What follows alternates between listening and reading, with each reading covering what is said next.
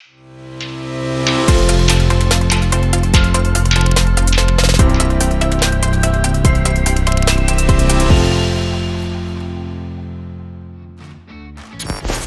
again, everybody. Welcome back to our virtual Mad Science Lab, where we have another installment of our series on the science of basketball. Now, today's lesson will be a little bit different. We're going to be doing a little bit of chemistry. Now, you may be wondering, what does chemistry have to do with basketball? Well, we've learned a little bit about how the basketball bounces. Back in one of our earlier lessons a few months ago, we learned all about the energy involved, the forces involved, gravity, how the basketball hits the ground, and it sort of gets pushed in and then pushes itself back out. And that's how it bounces. But why? Because let me tell you, if I were to take this glass beaker right here and just drop that on the ground, I don't think it would bounce. In fact, I'm not even going to test that out because I know it would not bounce. I know that it would shatter. So what makes basketballs different than glass? Well, basketballs are, of course, made of rubber, and rubber is what we call a polymer. Now, you may or may not have heard that word before. You probably don't know what it means, although you might. You certainly might if you've ever been to the Washington Wizards Kids Day with Mad Science. You probably made some polymers with us, and you'll see what that is in a second. But let me explain for those of you who are new to it. Polymer is basically a chemical that is made up of molecules, just like everything, right? The air is, the table is, I am, everything is. But the molecules in a polymer are connected to each other like big, long chains. And so that tends to make them very stretchy or gooey. So let me show you an example here. I'm going to take this big chain of paper clips that I have, right? Now, if I were to take this chain of paper clips and I were to pull one of them, you'll see that it stretches the entire chain out like that, right?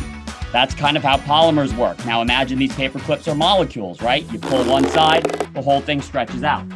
That is what makes something a polymer. It's very stretchy or very gooey because of the way that the molecules are. Now, some examples of polymers would of course be rubber. It would also be plastic, right? Which may not always seem stretchy and gooey. It's kind of hard. That's because it's kind of, you have to warm it up a little bit, but you can see that I can easily bend it, which is something you would not be able to do if this were made of wood or something that's not a polymer. All right, well, now let's learn a little bit about how we can strengthen polymers. Because I've got one example right here of a polymer, a foam cup, very squishy, right?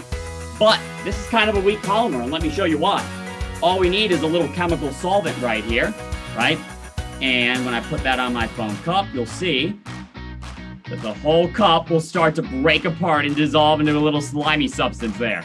Pretty cool, but you don't want our basketball doing that when you're trying to play basketball. So what we do with basketballs and with many other types of polymers is we cross-link them, and that kind of makes them stronger. Now, what does that mean?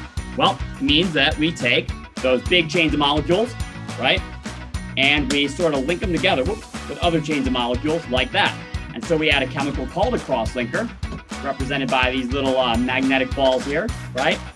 Drop them in there, and now you'll see our chains of molecules are sort of just one big mass rather than two separate chains. All right, so by linking them together, you make it stronger. And we'll look at an example of that in a second. Now, some polymers, you kind of need to activate them by dissolving them a little bit in water, such as this Polymer Sand right here. I'm going to put into this little red capsule, and then I'm going to dip it into a little bit of water. So a little Polymer Sand, right? Kind of just looks like a yellow plastic sand. I'm going to drop it in here in a soapy water beaker. Immerse it right there. We're going to let it sit. And then we're going to see what happens when that polymer is activated by being dissolved in just a little bit. While we are waiting for that, guys, let's go take a look at the process of cross-linking polymers. So I have a polymer right here. It's a liquid polymer. It's thick and gooey like glue, although it's clear like water. And so that is a type of polymer that is not cross-linked, okay? So it's a liquid polymer and it's very gooey. Now I have a chemical that can do the cross-linking here called borax. When I squirt a little bit of borax in like that, I will take this stick and mix it up. And when I'm done doing that, our polymer will be cross-linked, and it will now be a nice piece of slime, just like that. So your slime is made the same way that we make basketballs. Of course, we use different polymers. Now, let's take a look at what we're making right here, guys. So this right here, you'll see has now formed the shape of a little bouncy ball. Now, it's going to take a while for that to dry out, so I have one pre-made right here that you can check out, right? so it's still a little bit wet as well, but you can see it bounce just like that.